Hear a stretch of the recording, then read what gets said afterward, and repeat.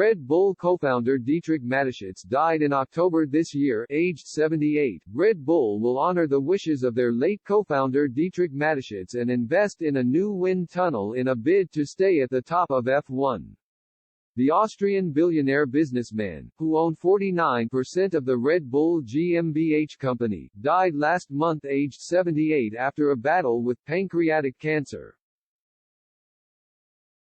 In 2004, Mateschitz bought the struggling Jaguar racing team from its previous owners, Ford, and renamed it Red Bull Racing for the following season.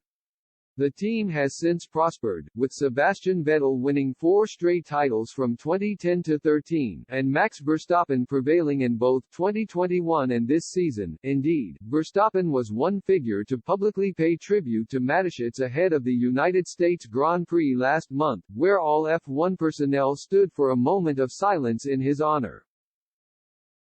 And prior to his death, the Supremo had committed to investing in a new wind tunnel to be part of the Red Bull Technology Campus in Milton Keynes. The team have been hit with a 10% reduction in wind tunnel time for 2023, part of their punishment for breaching the budget cap by £1.86 million in the last campaign. But despite this, team principal Christian Horner has said the project will go ahead.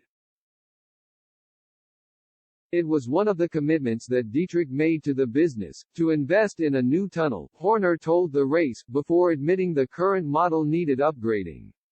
Once the tunnel regulations were introduced, then the efficiency of our tunnel just wasn't comparable with where the regulations are going. F1 has tentatively discussed a ban on wind tunnels in 2030, but Horner implied his team could not afford to leave the issue. It forced our hand that we needed to make that big capital investment.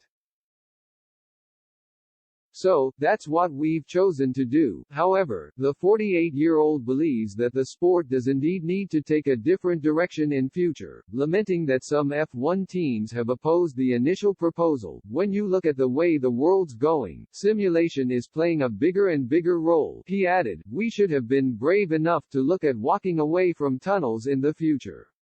But unfortunately there was a fear-based culture, rather than an embracing one.